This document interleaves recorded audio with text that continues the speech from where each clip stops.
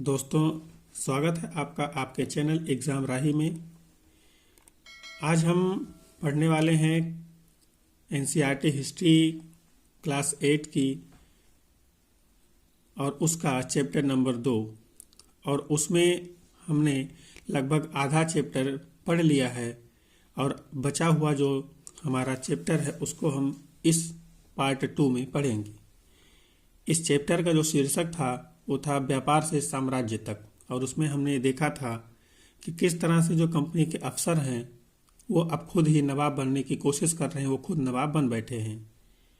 आगे हम लोग देखेंगे कंपनी का फैलता शासन, अर्थात किस तरह से जो कंपनी है उसका शासन फैल रहा है, अब वो किस तरह से अपने शासन को फैलाने की कोशिश कर रही है और किस तरह से वो एक वक्त में पूरे भारत पर कब्जा कर लेती है। इसको शुरू करने से पहले मेरा आपसे निवेदन है कि आप लोग इस क्लास को शेयर करें, चैनल को सब्सक्राइब कर लें और लाइक करें। कमेंट के माध्यम से बताएं कि आपको और किस सुधार की आवश्यकता है या आपको और किस तरह से पढ़ाई की आवश्यकता है जिसमें आपको आपके एग्ज़ाम में हेल्प हो सके। आप हमें कमेंट सेक्शन में ज़रूर बताइए और हम लोग अपने रीडिंग के क्रम में चलते हैं आगे और देखते हैं कि कंपनी का फैलता शासन किस तरीके से है। यदि हम 1757 से 1857 के बीच ईस्ट इंडिया कंपनी के द्वारा भारतीय राज्यों पर कब्जे की प्रक्रिया को देखें तो कुछ महत्वपूर्ण बातें सामने आती हैं।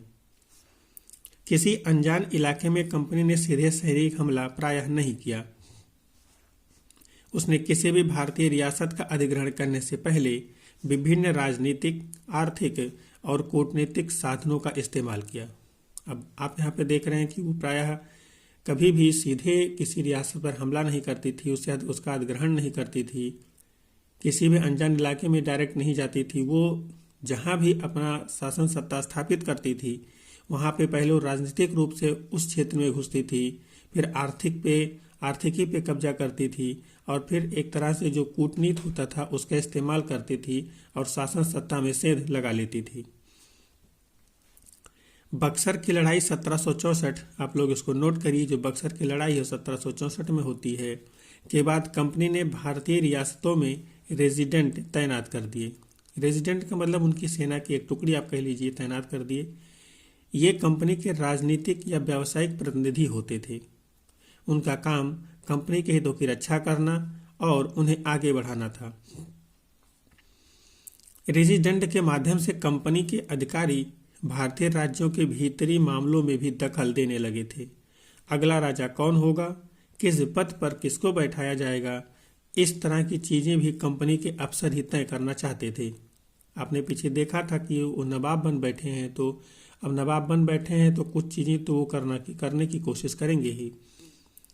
कई बार कंपनी ने रियासतों पर सहायक संधि भी थोप दी।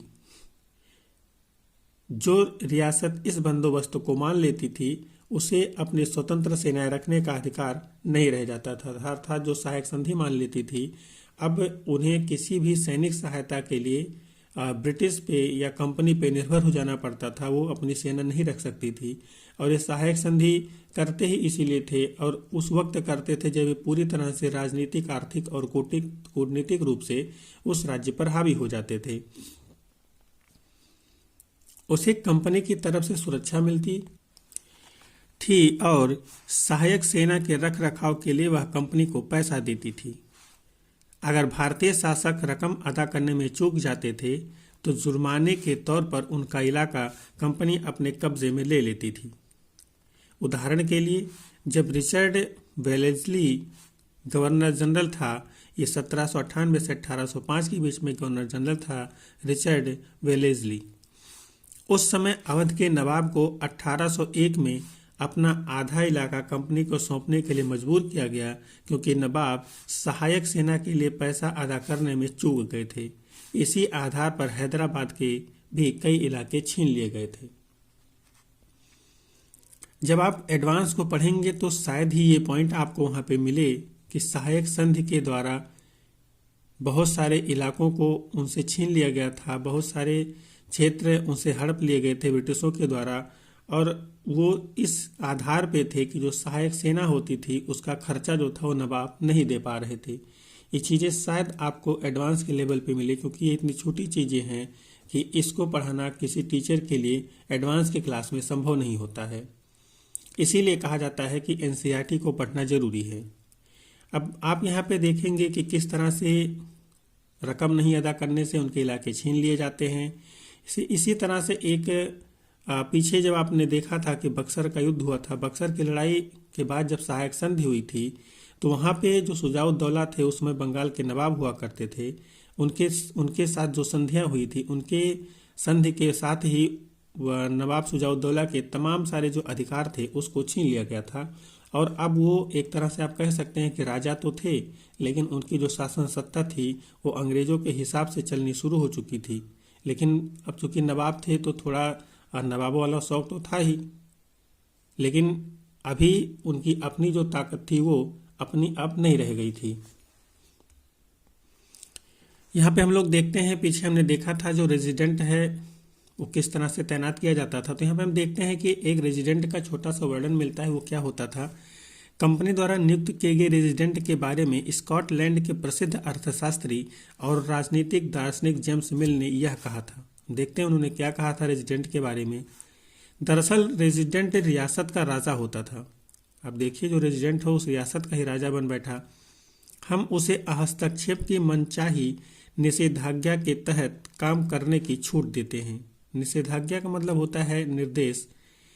जब तक स्थानीय राजा पूरी तरह से अधीनस्थ रहता है और रेजिडेंट यानी ब्रिटिश सरकार के माफिक काम करता है तो चीज़ें आराम से चलती रहती हैं। शासन के कामों में रेजिडेंट की दखलंदाजी के बिना सब कुछ चल जाता है। जब भी कुछ अलग तरह का घटता है, जब भी राजा कोई ऐसा रास्ता अपनाता है जिसे ब्रिटिश सरकार गलत मानती है, तो टकराव और उथल पुथल पैदा हो जाता है। हमने आपको बताया था कि अब जो सिचुएशन है वो ये है कि नवाब तो है, वो राजा तो बना हुआ है, लेकिन जो रेजिडेंट है उसकी पावर के आगे उसका जो पावर है अब वो कम हो चुका है। बिना उसके आज्ञा के वो अपने कोई भी कार्य नहीं कर पा रहा है, और अगर वो कर रहा है तो ब्रिटिश के साथ उसका जो टकराव शुरू हो जाता है। आगे हम लोग देखते हैं टीपू सुल्तान के बारे में, जिसे शेर-ए-मैसूर कहा जाता था। यह एक बहुत ही निर्भीक, निडर, साहसी शासक हुआ करता था। इसने आप कह सकते हैं कि अपने बाहुबल के दम पे अंग्रेजों की नाक में दम कर दिया था, पूरी तरह से उनको परेशान कर दिया था। और जब तक जिया शान से जिया, किसी के सामने कभी झुका नहीं, और अगर जहाँ झुका भी वहाँ पे अपनी प्रजा के भलाई के लिए झुका, नहीं तो किसी के सामने इसने कभी अपना सिर नहीं झुकाया था। जब कंपनी को अपने राजनीतिक और आर्थिक हितों पर खतरा दिखाई दिया तो कंपनी ने प्रत्यक्ष सैनिक टकराव का रास्ता भी अपना लिया। दक्षिण भारतीय राज्य मैसूर के उदाहरण से यह बात समझी जा सकती है।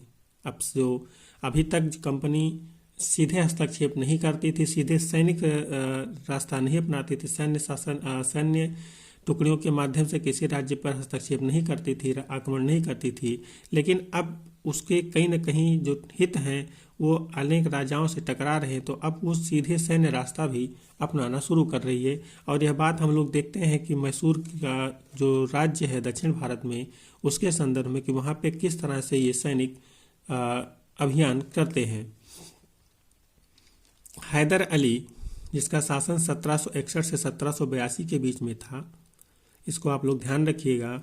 हैदर अली और इसके विख्यात पुत्र टीपू सुल्तान जैसे शक्तिशाली शासकों के नेतृत्व में मैसूर काफ़ी ताकतवर हो चुका था। जो टीपू सुल्तान हो 1782 से 1799 में शासन कर रहा है, और जो हैदर अली है, टीपू सुल्तान है, इनके शासनकाल में जो मैसूर है वो बहुत ही ताकतवर हो चुका है। मालाबार तट पर होने वाला व्यापार मैसूर रियासत के नियंत्रण में था, जहां से कंपनी काली मिर्च और इलायची खरीदती थी। 1785 में टीपू सुल्तान ने अपनी रियासत में पड़ने वाले बंदरगाहों से चंदन की लकड़ी, काली मिर्च और इलायची का निर्यात रोक दिया। सुल्तान ने स्थानीय सौदागरों को भी कंपनी के साथ कारोबार करने से रोक दिया था। टीपू सुल्तान ने भारत में रहने वाले फ्रांसीसी व्यापारियों से घनिष्ठ संबंध विकसित किए और उनकी मदद से अपनी सेना का आधुनिकीकरण किया। टीपू सुल्तान का जो मैसूर राज्य है वो दक्षिण भारत में है और ये वहाँ पे इतना ताकतवर है कि एक वक्त में इसने जो मालाबार तट है वहाँ से जो व्यापार होता है काली मिर्च का और जो कंपनी कर रही है इलायची का व्यापार हो रहा है उस पर यह रोक लगा देता है कि कंपनी यहाँ से व्यापार नहीं कर सकती है। यहाँ तक कि जो स्थानीय लोग हैं उन्हें अब कंपनी के साथ व्यापार करने की अनुमति नहीं रह जाती है, वो अधिकार उनसे छीन ले जाते हैं। वो जो भी व्यापार करेंगे वो लोकल में ही करेंगे, कंपनी के साथ कोई व्यापार नहीं करेंगे। अब इनके इसके इस कदम से निश्चित रूप से जो कंपनी है उसका जो हित है वो पूरी तरह से टकरा रहा है, क्योंकि कंपनी का जो कार्य है वो मसाले लेना है और यहाँ से ले जा करके अलग अलग देशों में बेचना है, उससे मुनाफे कमाना है। उधर वो अब काफ़ी जगह पे अपने सैन्य शासन स्थापित कर चुकी है, कई सारे राजाओं को एक तरह से उसको खत्म कर चुकी है, वहाँ पे अपना शासन स्थापित कर चुकी है, उसके प्रतिनिधि वहाँ पे काम कर रहे हैं। तो जब मैसूर इस तरह की हरकत कर रहा है कि वो अब उनको व्यापार करने से रोक दे रहा है, तो निश्चित रूप से जो ब्रिटिश हैं उनका अब उनके प्रति जो व्यवहार है वो बदलेगा। और चूंकि वो भारत में काफ़ी सुदृढ़ स्थिति में आ चुके हैं, कंपनी शासन उनका जो सेनाएं हैं वो काफ़ी बड़ी हो चुकी हैं, तो निश्चित रूप से वो अब अपने इस हित को बचाने के लिए इनसे सीधे तरह से टकराएंगे। लेकिन जो टीपू सुल्तान है ये भी जो अलग देशों है, फ्रांस से अलग एक देश फ्रांस है, फ्रांस से ये संबंध स्थापित करता है और वहाँ से टेक्नोलॉजी लाता है और अपनी सेना का आधुनिकीकरण करता है। अर्थात सेना में जिस चीज़ों की दिक्कत हो रही थी, सेना जिस चीज़ में पीछे थी ब्रिटिशों से लोहा लेने में, उसको इसने अच्छा किया। अब टीपू सुल्तान के इस कदम से व्यापार रोक देने से, सेना का आधुनिकीकरण से किस तरह से ब्रिटिश बौखला जाते हैं इसको हम लोग यहाँ पे देखते हैं। सुल्तान के इन कदमों से अंग्रेज आग बबूला हो गए। उन्हें हैदर अली और टीपू सुल्तान बहुत महत्वाकांक्षी, घमंडी और खतरनाक दिखाई देते थे। अंग्रेजों को लगता था कि ऐसे राजाओं को नियंत्रित करना और कुचलना जरूरी है। फलस्वरूप मैसूर के साथ अंग्रेजों की 4 बार जंग हुई, 1767 से 1769, 1780 से 1784, 1790 से 1792 और 1799 में। ये 4 युद्ध होते हैं कंपनी का मैसूर के साथ, टीपू सुल्तान हैदर अली के साथ।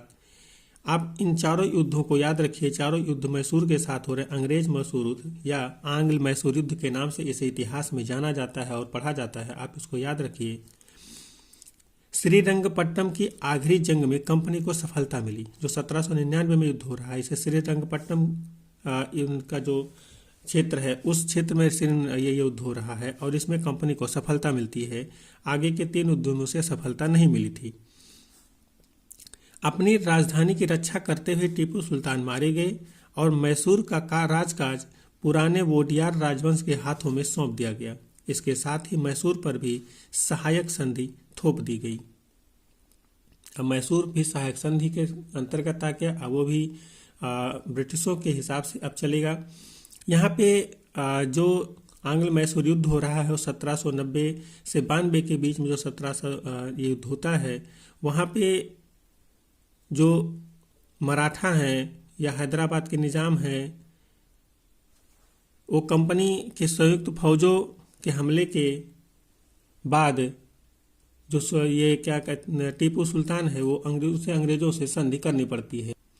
जो 1792 का युद्ध मराठों और इनके बीच होता है, ब्रिटिशों के बीच में, यहाँ पे जो टीपू सुल्तान हैं एक तरह से पराजित तो नहीं होते हैं, लेकिन इन्हें अंग्रेजों के साथ संधि करनी पड़ती है और उस संधि में जो इनके 2 पुत्र हैं उन्हें अंग्रेजों के पास बंधक के रूप में रख लिया जाता है, जिससे ये फिर कभी इस तरह की हरकत न करें। लेकिन वो एक महत्वाकांक्षी शासक था और वो 1799 में एक बार फिर से अंग्रेजों पे चढ़ाई करता है, लेकिन यहाँ पे इस युद्ध में वो मार दिया जाता है।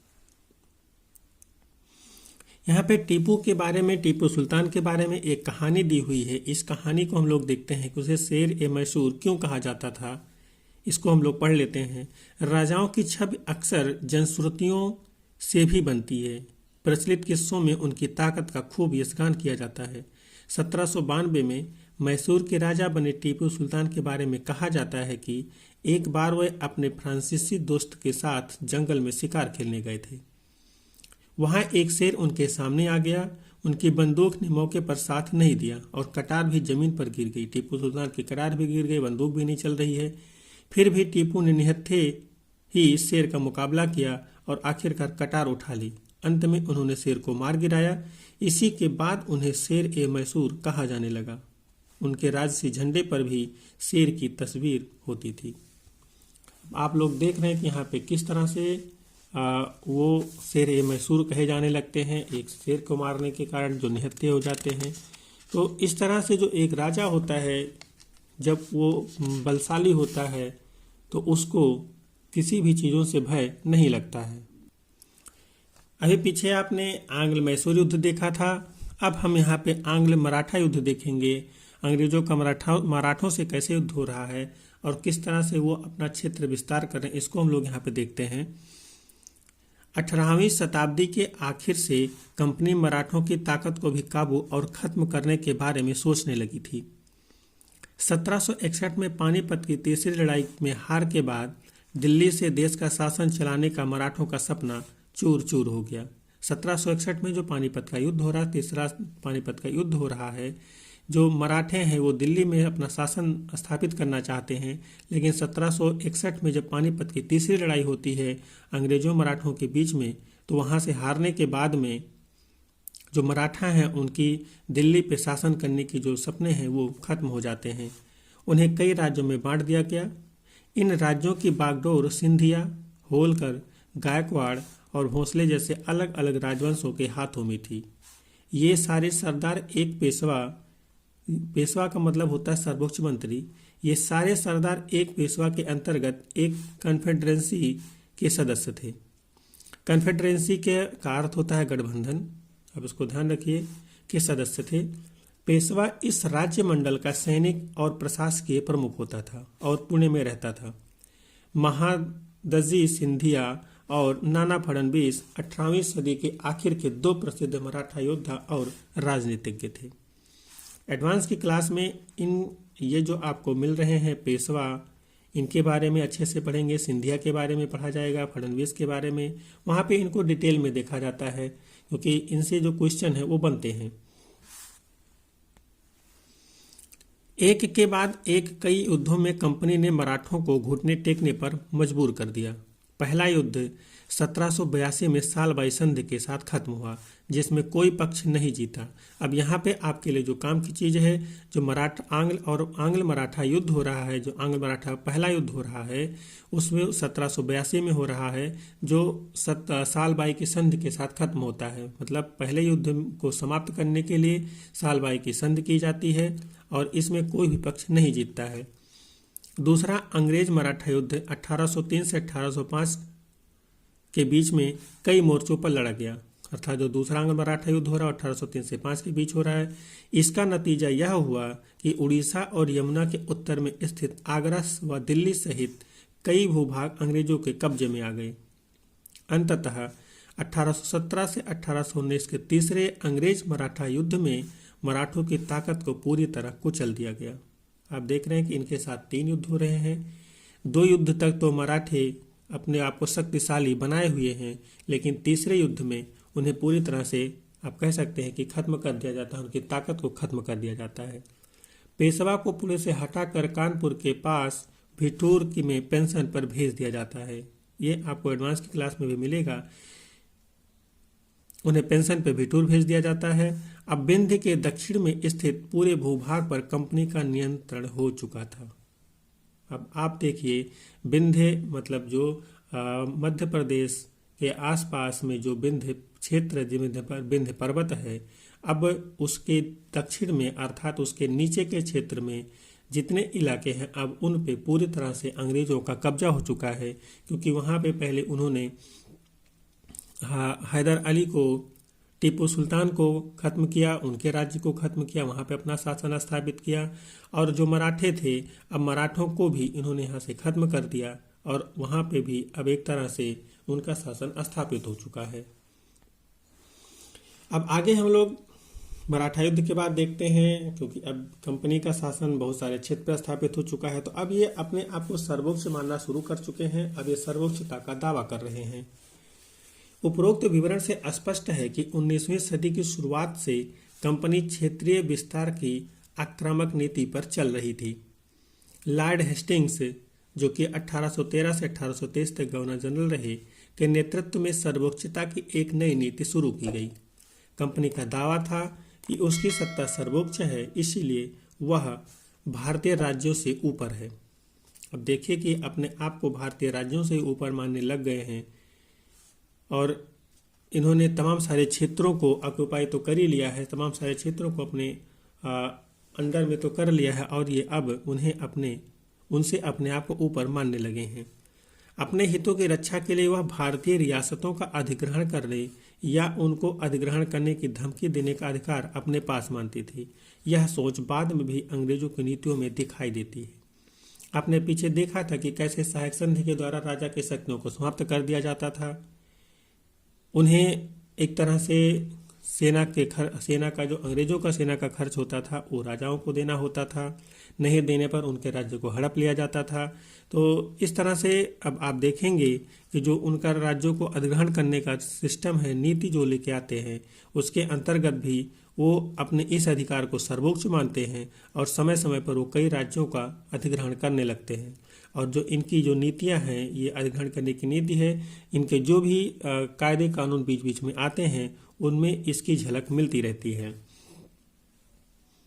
लेकिन यह प्रक्रिया बेरोक टोक नहीं चली। जो इनकी अधिग्रहण की नीति है ये बेरोक टोक नहीं चल पा रही। इसमें कुछ न कुछ जो राजा हैं उनके द्वारा भी समस्याएं उत्पन्न की जाएंगी। उदाहरण के लिए, जब अंग्रेजों ने कित्तूर, जो कि कर्नाटक में है, के छोटे से राज्य को कब्जे में लेने का प्रयास किया तो रानी चेन्नम्मा ने हथियार उठा लिए और अंग्रेजों के खिलाफ आंदोलन छेड़ दिया।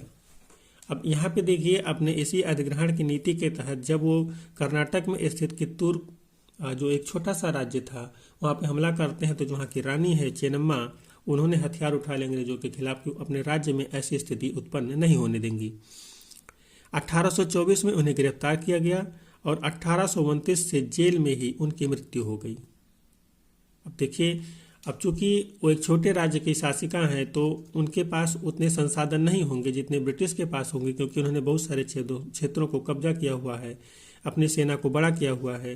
अंततः इन्हें भी अंग्रेजों के खिलाफ आंदोलन करने के क्रम में 1824 से गिरफ्तार कर लिया जाता है और जेल में डाल दिया जाता है, जहां पर 1829 में इनकी मृत्यु हो जाती है। चेन्नम्मा के बाद कित्तूर स्थित संगोली के एक गरीब चौकीदार रायन्ना ने यह प्रतिरोध जारी रखा। अब इन्हीं के निवास करते हैं या उसी के आसपास जो कित्तूर क्षेत्र है, यहाँ पे एक चौकीदार है, एक रायन्ना। ये इन्होंने अंग्रेजों के खिलाफ रानी चेन्नम्मा की तरह ही जो अपना संघर्ष है वो जारी रखा। चौतरफा समर्थन और सहायता से उन्होंने बहुत सारे ब्रिटिश शिविरों और दस्तावेजों को नष्ट कर दिया था। अब कितनी निर्भीक ये कितनी निर्भीक थी कि इन्हें लोगों का भी समर्थन मिला और उस समर्थन के बल पर ही इन्होंने तमाम सारे अंग्रेज शिविर जो उस क्षेत्र में हुआ करते थे उनको नष्ट कर दिया और तमाम दस्तावेजों को भी नष्ट कर दिया। आखिरकार उन्हें भी अंग्रेजों ने पकड़कर 1830 में फांसी पर लटका दिया। ये अंततः भी पकड़ी जाती हैं और इन्हें अंग्रेज 1830 में फांसी दे देते हैं। प्रतिरोध के ऐसे कई दूसरे उदाहरण आप इस किताब में आगे पढ़ेंगे। ऐसा नहीं था कि अंग्रेज जिस क्षेत्र में गए वहाँ पे डायरेक्ट ही उनको एंट्री मिलती गई, लोग इनके सामने झुकते गए। ऐसा नहीं था, उन्हें बहुत सारी समस्याओं का सामना करना पड़ा। जो बड़े राजा थे उनके साथ साथ छोटे राजाओं, छोटे शासक, छोटे शासकों के द्वारा भी इनको समस्या का सामना करना पड़ा था। 1830 के दशक के अंत में ईस्ट इंडिया कंपनी रूस के प्रभाव से बहुत डरी हुई थी। कंपनी को भय था कि कहीं रूस का प्रभाव पूरे एशिया में फैलकर उत्तर पश्चिम से भारत को अपनी चपेट में ना ले ले। इसी डर के चलते अंग्रेज अब उत्तर पश्चिमी भारत पर भी अपना नियंत्रण स्थापित करना चाहते थे। उत्तर पश्चिम का मतलब आप देखेंगे जो उत्तर प्रदेश के आसपास का इलाका है, उसके सटे हिमाचल प्रदेश का इलाका है, ये सारे जो इलाके हैं, गुजरात है, मुंबई है, इस इलाके में भी अब ये लोग आना चाहते हैं, क्योंकि इन्हें ऐसा लग रहा है कि जो रूस है वो कहीं उस तरफ से आकर के भारतीय क्षेत्र पर कब्जा ना कर ले, क्योंकि जो ब्रिटिश हैं वो 1830 के आसपास तक अभी वो सिर्फ दक्षिण भारत में ही अपना कब्जा बनाए हुए हैं। उत्तर भारत में अभी वो पूरी तरह से काबिज नहीं हो पाए थे। उन्होंने 1838 और 1842 के बीच अफगानिस्तान के साथ एक लंबी लड़ाइयाँ लड़ी और वहाँ अप्रत्यक्ष कंपनी शासन स्थापित कर लिया। अंग्रेज अफगानिस्तान में भी पहुँच गए, वहाँ उन्होंने स्थापित किया अपना शासन। 1843 में सिंध भी कब्जे में आ गया। राजा रणजीत सिंह ने कंपनी की दाल नहीं गलने दी। जो पंजाब है वहाँ पे महाराजा रणजीत सिंह शासन कर रहे हैं, ये भी बड़े बलशाली प्रभाव राज्य में स्थापित नहीं होने दिया। लेकिन जो कंपनी थी चुके थे उसके उधर अफगानिस्तान में उसने कंपनी का शासन स्थापित कर लिया था। तो धीरे धीरे भारत के उत्तर पश्चिम क्षेत्र में घुस रही थी, लेकिन जब ये पंजाब में पहुंचे तो यहाँ पे इसे एक तरह से हार का सामना करना पड़ा, या यहाँ पे इसे अपने आप को रोकना पड़ा। और 1839 में रणजीत सिंह की मृत्यु के बाद इस रियासत के साथ दो लंबी लड़ाइयाँ हुई और आखिरकार 1849 में अंग्रेजों ने पंजाब का भी अधिग्रहण कर लिया। कह सकते हैं कि रणजीत सिंह जब तक जीवित रहे तब तक उनके शासन पर अंग्रेजों का कब्जा नहीं हो पाया। जब वो नहीं रहे तो एक दो युद्ध होते हैं और उस युद्ध के बाद में 1849 में अंततः जो पंजाब है वो भी अंग्रेजों के नियंत्रण में चला जाता है। विलय नीति। अंग्रेजों की विलय नीति किस प्रकार से कार्य कर रही है, अंग्रेजों की विलय नीति क्या थी, इसको हम लोग देख लेते हैं। अधिग्रहण की आखिरी लहर 1848 से 1856 के बीच गवर्नर जनरल बने लॉर्ड डलहौजी के शासन काल में चली। लॉर्ड डलहौजी ने एक नई नीति अपनाई जिसे विलय नीति का नाम दिया गया। अब जो विलय नीति है इसको आप लोग याद रखिए। विलय नीति का जो एक तरह से आविष्कारक है, जो विलय नीति लाने वाला है, वो जो शासक है वो लॉर्ड डलहौजी है। लॉर्ड डलहौजी ने विलय नीति अपनाई थी। क्वेश्चन आपसे पूछा जाता है कि विलय नीति किसने अपनाया था, तो लॉर्ड डलहौजी का नाम याद रखिएगा। यह सिद्धांत इस तर्क पर आधारित था कि अगर किसी शासक की मृत्यु हो जाती है और उसका कोई पुरुष वारिस नहीं है तो उसकी रियासत हड़प कर ली जाएगी, यानी कंपनी के भूभाग का हिस्सा बन जाएगी। अब ये नीति आप लोग देखिए कि अगर किसी राज्य में राजा की मृत्यु हो जाती है और उसका वारिस अर्थात उसका पुत्र नहीं है तो कंपनी उसे अपने शासन में ले लेगी, अपने अधिकार क्षेत्र में कर लेगी। ऐसा नहीं है कि वहाँ पे जो शासक राजा हैं उनके अगर पुत्र नहीं है तो उनके भाई के बेटों को या और किसी को जो उस राज्य को चलाने में सक्षम हो, जिसे जनता पसंद करे, उनको राजा बना दिया जाए। ऐसा नहीं किया गया। विलय नीति के तहत अगर वहाँ पे पुरुष वारिस नहीं है उस क्षेत्र का, उस राज्य का, तो उसको अंग्रेज अपने में मिला लेते थे। इस सिद्धांत के आधार पर एक के बाद कई रियासतें, जिसमें सतारा, संबलपुर, उदयपुर, नागपुर और झांसी अंग्रेजों के हाथ में चली गई। आप इन जो आपको 4-5 नाम यहाँ पे दिख रहे हैं इनको याद रखिएगा। ये आपसे पूछे जाते हैं कि इन राज्यों का जो विलय हुआ था किस सिद्धांत पे हुआ था, तो आपको बताना पड़ेगा विलय नीति के तहत हुआ था, जिसमें सतारा को 1848 में मिलाया गया, ये डेट भी आप याद रखिए। संबलपुर को 1850 में मिलाया गया, उदयपुर को 1852 में मिलाया गया, नागपुर को 1853 में मिलाया गया और झांसी को 1854 में मिलाया गया। रानी झांसी, जिसके बारे में आप इतिहास में बड़ी ही वीरता की एक प्रतीक के रूप में पढ़ते हैं, इस रानी झांसी के राज्य को भी 1854 में अंग्रेज अपने राज्य में मिला लेते हैं। आखिरकार 1856 में कंपनी ने अवध को भी अपने नियंत्रण में ले लिया। अब अवध जो है इसको भी 1856 याद रखिए, कंपनी ने अपने नियंत्रण में ले लिया। इस बार अंग्रेजों ने एक नया तर्क दिया।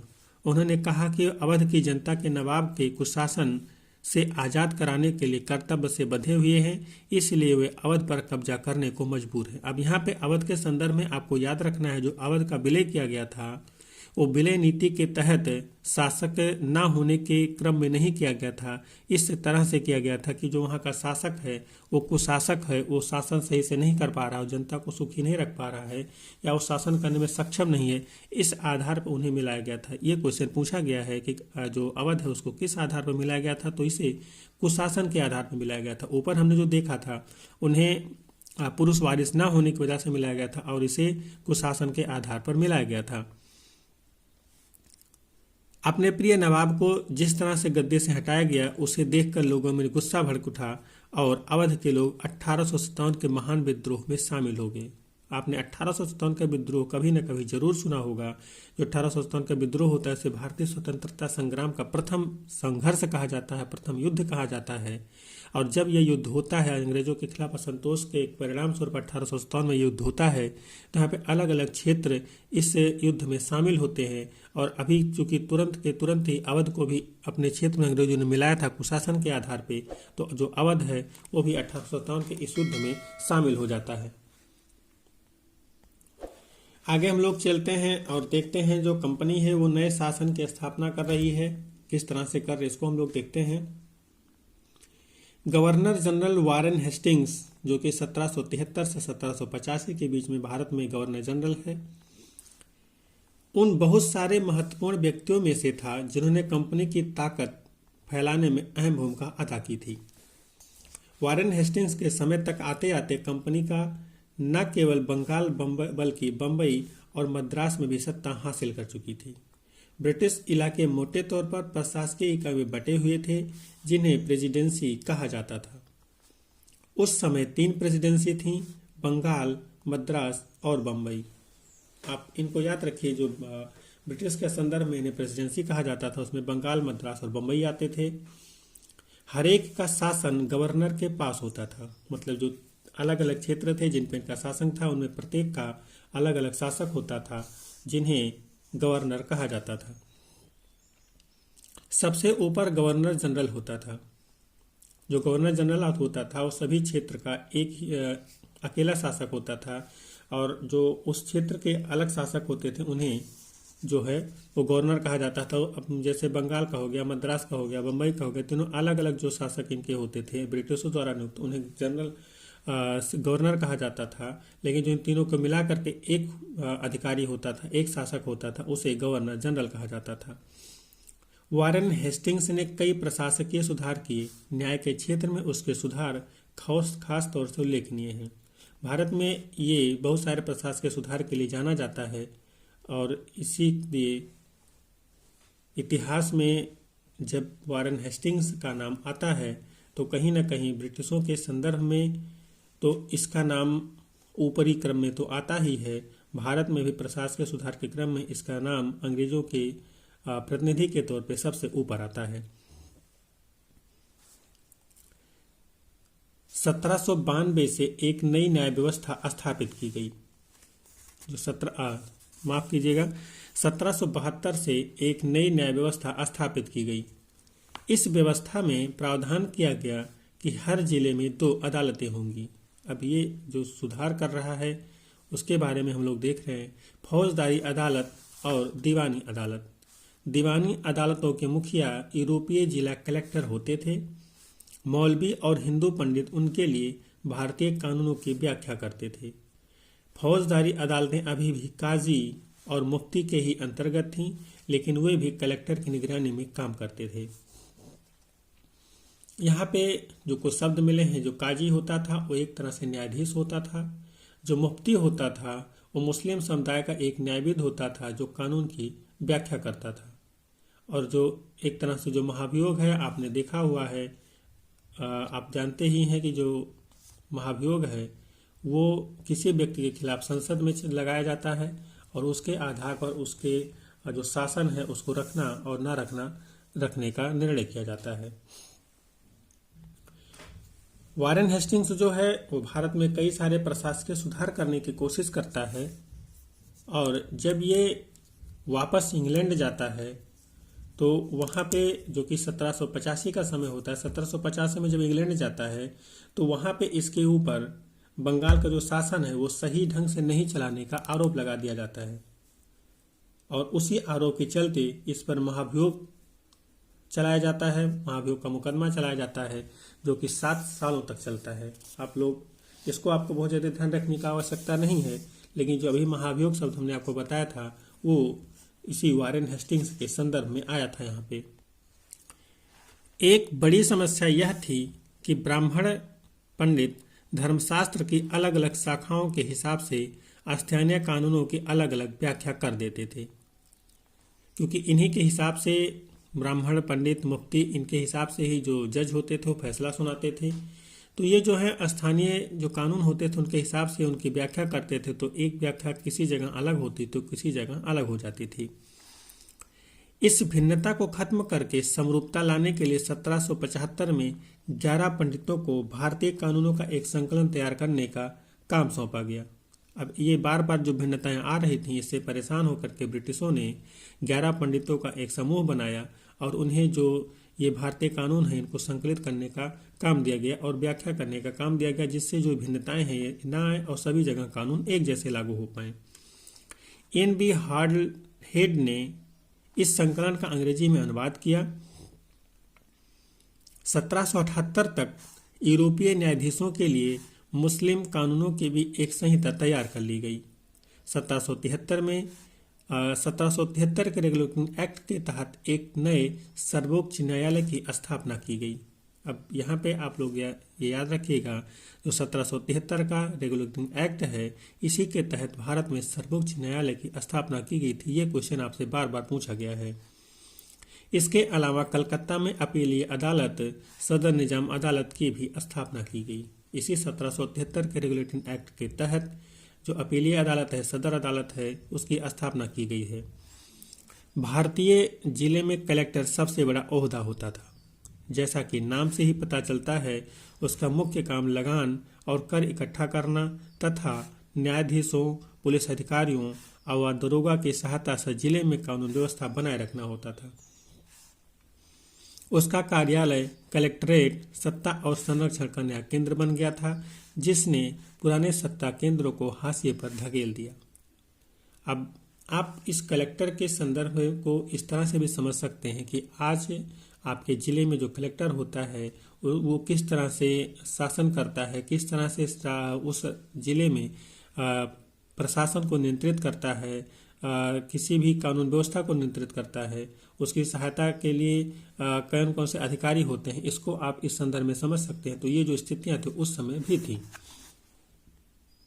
और जो कलेक्टर है वो इस समय जो जिला है उसका सबसे बड़ा अधिकारी है, सबसे बड़ा शासक कह सकते हैं, हो गया है। और उसने जो पुरानी सत्ता थी, पुराने केंद्र थे, पुराने सिस्टम थे, उसको एक तरह से पूरी खत्म कर दिया। अब यहाँ पे हम लोग आगे कंपनी की फौज के बारे में देखते हैं।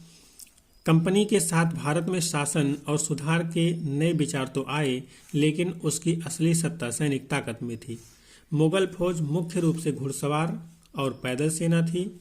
उन्हें तीरंदाजी और तलवारबाजी का प्रशिक्षण दिया जाता था। सेना में सवारों का दबदबा रहता था और मुगल साम्राज्य को एक विशाल पेशेवर प्रशिक्षण वाली पैदल सेना की जरूरत महसूस नहीं होती थी। ग्रामीण इलाकों में सशस्त्र किसानों की बड़ी संख्या थी। स्थानीय जमींदार मुगलों को जरूरत पड़ने पर पैदल सिपाही मुहैया कराते थे। अब इस तरह से हमने देखा कि जो मुगलों की सेना होती थी वो कैसी होती थी, हमने इसको पीछे भी पढ़ा हुआ है। 18वीं सदी में जब अवध और बनारस जैसी रियासतों में किसानों को भर्ती करके उन्हें पेशेवर सैनिक प्रशिक्षण दिया जाने लगा, तो यह सूरत बदलने लगी। जो अभी तक मुगलों में सेना जिस तरह से होती थी, अब जब कंपनी अलग अलग सिस्टम से प्रशिक्षित करने लगे किसानों को प्रशिक्षण सैनिक बनाने के लिए, तो जो ऊपर की स्थिति थी मुगलों के समय की सैनिक की सिचुएशन में, वो अब बदलने लगी। ईस्ट इंडिया कंपनी ने जब भारत अपनी सेना के लिए भर्ती शुरू की तो उसने भी यही तरीका अपनाया। अंग्रेज अपनी सेना को सिपाही आर्मी कहते थे, जो सिपाही शब्द से बना है वो सिपाही कहते थे। कंपनी जो है उसने अपने सेना की भर्ती में मुगलों से भी सीख ली थी और वो जिस तरह से सेना को खड़ी करते थे उसी तरह से इसने भी सेना को खड़ी किया था। सारी सेनाएं जैसे मुगल नहीं खुद रखते थे, उनके मातहतों के पास रहती थी, जरूरत पड़ने पर उन्हें सहयोग दिया जाता था। ऐसे ही कंपनी ने अपनी फौजें तो तैयार की, कुछ तो उन्होंने अपने पर्सनल फौज तैयार किए, बाकी उन्होंने जो राज्य अपने संरक्षण में लिए थे, जिन राज्यों का उन्होंने अधिग्रहण किया था, उन्हां से भी उन्होंने सैनिकों को तैयार रखने का आदेश दिया। 1820 के दशक से जैसे जैसे युद्ध तकनीकी बदलने लगी, कंपनी की सेना में घुड़सवार टुकड़ियों की जरूरत कम होती गई। इसकी वजह यह थी कि ब्रिटिश साम्राज्य वर्मा अफगानिस्तान और मिस्र में भी लड़ रहा था, जहां सिपाही मस्केट और मैचलॉक से लैस होते थे। जो मस्केट होता है वो जो पैदल सिपाही होते हैं जो एक बंदूक इस्तेमाल करते हैं उसको कहा जाता था, और जो मैच लॉक होता था ये जो माचिस होती थी, इसी की तीली से जो चिनकारी दी जाती थी उसे ही मैच लॉक कहा जाता था। कंपनी की सेना के सिपाहियों को बदलती सैनिक आवश्यकताओं का ध्यान रखना पड़ता था और अब उनकी पैदल टुकड़ी ज़्यादा महत्वपूर्ण होती जा रही थी। जो सेनाएं हैं उसमें तमाम टुकड़ियां हैं, लेकिन उन टुकड़ियों की में जो पैदल टुकड़ी है वो अब ज़्यादा इम्पोर्टेंट होती जा रही है, क्योंकि इनको कहीं भी ले जाया जा सकता है। लेकिन अन्य या आप घोड़े कह लीजिए और भी जो युद्ध में तमाम चीज़ें रथ वगैरह कभी उपयोग में किए जाते तो हर जगह नहीं ले जाया जा सकते। 19वीं सदी की शुरुआत में अंग्रेज एक समरूप सैनिक संस्कृति विकसित करने लगे थे। सिपाहियों को यूरोपीय ढंग का प्रशिक्षण, अभ्यास और अनुशासन सिखाया जाने लगा। अब उनका जीवन पहले से भी ज्यादा नियंत्रित। इस कोशिश में कभी कभी समस्याएं भी आती थीं, क्योंकि पेशेवर सिपाहियों के सेना खड़ा करने के चक्कर में अंग्रेज कई बार जाति और समुदाय की भावनाओं को नजरअंदाज कर देते थे।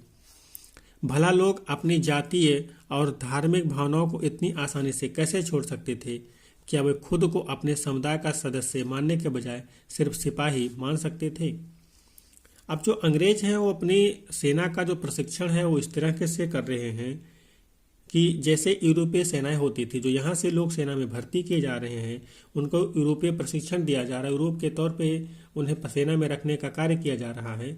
लेकिन ये जो सिपाही हैं जो भारत के संदर्भ में जातीय व्यवस्था में बटे हुए हैं, वर्ण व्यवस्था में बटे हुए हैं, अब ऐसा कैसे हो सकता है कि अगर वो सेना में जा रहे हैं तो अपनी जातीय विविधता को भूल जाएं?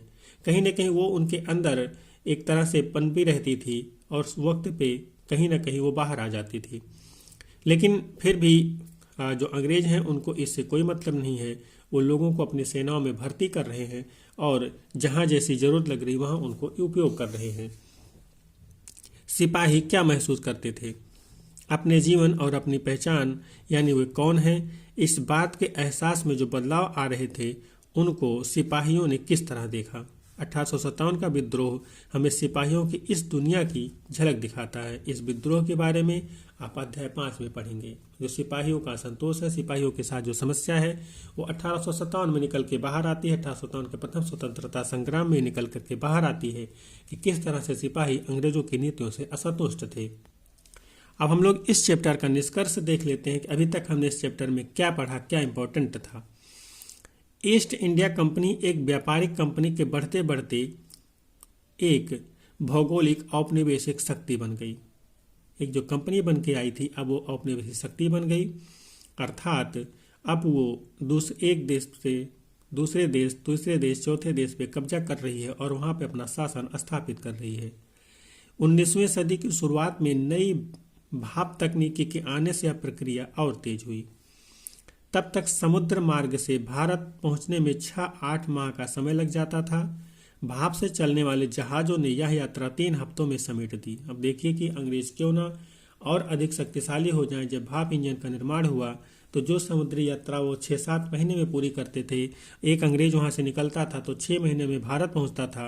अब इस इंजन के आ जाने से अब वो 5-6 हफ्तों में ही, मतलब 1 से 1.5 महीने में ही भारत पहुंच रहा है। तो निश्चित रूप से अब इन्हें जो अपनी शासन सत्ता है इसको अलग तरीके से रखने संभालने में मदद मिलेगी। इसके बाद तो ज़्यादा से ज़्यादा अंग्रेज और उनके परिवार भारत जैसे दूर देश में आने लगे, और जैसे ही ये प्रक्रिया शुरू हुई, भाप इंजन शुरू हुआ, इससे आना जाना शुरू हुआ, तो अभी तक जो अंग्रेज अकेले यहाँ पे आते थे, अलग देशों में अकेले जाते थे, भारत में सिर्फ अकेले आते थे, अब उनका परिवार भी यहाँ पे आने लगा, क्योंकि अब वो 6-6 महीने की थकाऊ उबाऊ जो एक तरह से समय था यात्रा का वो खत्म हो चुका था। 1857 तक भारतीय उपमहाद्वीप के 63% भूभाग और 78% आबादी पर कंपनी का सीधा शासन स्थापित हो चुका था। देश के शेष भूभाग और आबादी पर कंपनी का प्रत्यक्ष प्रभाव था। इस प्रकार व्यवहारिक स्तर पर ईस्ट इंडिया कंपनी पूरे भारत को अपने नियंत्रण में ले चुकी थी। आप 1857 की बात यहाँ पे देखिए। 1857 जब भारतीय स्वतंत्रता संग्राम प्रथम संग्राम हो रहा है, तब तक जो अंग्रेज हैं वो 63% भूभाग और 78% आबादी पर काबिज हो चुके हैं। तो इसको आप देख करके, इसको समझ करके अंदाज़ा लगा सकते हैं जो 1857 का विद्रोह रहा होगा वो किस बड़े पैमाने पर रहा होगा। क्योंकि जो 78% जनसंख्या है, जब पूरी जनसंख्या तो नहीं असंतुष्ट थी, इसमें से तमाम सारे लोग थे जो अंग्रेजों के मातहत थे, अंग्रेजों को सपोर्ट करते थे, लेकिन तब भी इसमें से ज़्यादातर कम से कम 60-70% लोग तो ऐसे ही रहे होंगे जिन्होंने 1857 में पूरी तरह से अंग्रेजों के खिलाफ युद्ध किया होगा।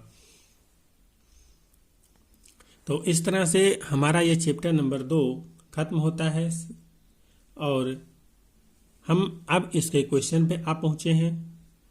इसमें से जो भी क्वेश्चन आप देख रहे हैं, इसमें देखिए जो दीवानी है वो आपको यहाँ पे मैच करना है, शेर ए मैसूर यहाँ पे मैच करना है, रानी चेन्नम्मा को यहाँ पे मैच करना है, वारेन हेस्टिंग्स को मैच करना है। ये जितने भी आपको मैच करने के लिए दिए गए हैं, इनके बारे में हमने पीछे पढ़ा हुआ। इसमें से ऐसा कोई भी शब्द नहीं है, ऐसा कोई भी कैरेक्टर नहीं है जिसके बारे में हमने पीछे नहीं पढ़ा है। तो इसको आप लोग करिए। और जैसा कि हर अपने चैप्टर के एंड में मैं आपसे बोलता हूं कि क्वेश्चनों को करना आपके लिए ज़रूरी है, और ज़रूरी ही नहीं कंपलसरी है, आपको इसको करना ही है। इसके आपके पास कोई और ऑप्शन नहीं है। जो क्वेश्चंस होते हैं इनको करने से आपके अंदर नए नए विचार आते हैं। अपने विचारों को, बड़े विचारों को छोटे में समेटने की क्षमता आपके अंदर विकसित हो जाती है। लेकिन जब आप शुरुआत करेंगे लिखने का, तब आपके साथ ऐसा नहीं होगा। उस वक्त आपके जो विचार हैं वो बड़े स्तर पे ही होंगे। आप किसी चीज़ को लिखने की जब कोशिश करेंगे तो निश्चित तौर से काफ़ी बड़े में होगा। लेकिन जैसे जैसे धीरे धीरे आप लिखते जाएंगे, प्रैक्टिस आपकी बनती जाएगी, आप उन विचारों को कम शब्दों में कहना सीख जाएंगे। ये जो सीख होती है ये किसी भी कोचिंग संस्थान से नहीं आ सकती। इसके आपको स्वयं विकसित करना होगा और उसका एक ही रास्ता है, राइटिंग। तो आप क्वेश्चंस को करिए और इन क्वेश्चन को करने के क्रम में आपको जो भी दिक्कतें आती है वो आप हमें कमेंट बॉक्स में लिखिए। हम उसको पूरी तरह से निराकरण के लिए आपके साथ हाजिर होंगे। आप लोग देख रहे हैं यहाँ पे और भी क्वेश्चंस को देखिए। फिल इन द ब्लैंक्स था, पीछे आपको मैच करने के लिए था। यहाँ पे सही या गलत करने के लिए दिया गया है, सही गलत का चिन्ह लगाइए। जैसे कि आप एक यहाँ पे देख रहे हैं, महाराजा रणजीत सिंह पंजाब के राजा थे। तो आपको याद होगा हमने इस पे चर्चा किया था कि पंजाब था, वहाँ पे जो अंग्रेज जाते हैं तो महाराजा रणजीत सिंह जब तक जीवित थे वहाँ पे उनका कब्जा नहीं हो पाता है। और यहाँ पे जो विचार करे क्वेश्चन आ रहे हैं, भारतीय व्यापारी कंपनियां भारत की तरफ क्यों आकर्षित हो रही थी, इसको हमने पीछे चर्चा किया हुआ है। हम इसको पूरी तरह से पढ़ चुके हैं। आप इसको बैठ करके सोचिए और इन क्वेश्चंस को लिखने की कोशिश करिए। तो इस तरह से हमने इस चैप्टर के सारे क्वेश्चन, चैप्टर की सारी बारीकियां देख ली हैं। अब आपकी जो जिम्मेदारी है उसको आप पूरा करिए क्वेश्चन को सॉल्व करने की।